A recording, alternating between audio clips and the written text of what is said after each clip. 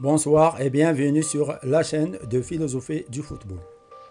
Il est naturel que nous nous interrogions parfois sur le secret du succès d'une personne dans sa vie et l'échec de l'autre. D'une autre manière, quelle est la chose qui distingue d'habitude l'individu réussissant dans la vie, qui atteint facilement ses objectifs?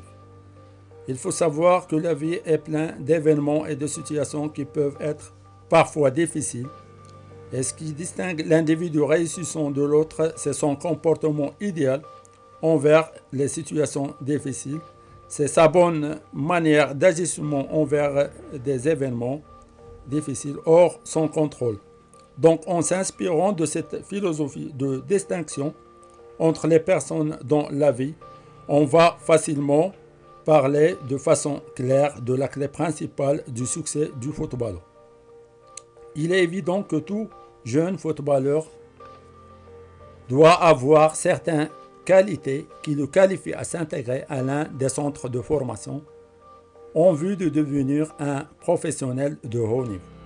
Et parmi les qualités, les critères de sélection les plus importants, il y a le critère d'attitude et d'état d'esprit. En fait, pendant ces tests, on met l'accent beaucoup et on attache plus d'importance au caractère du joueur sur le terrain.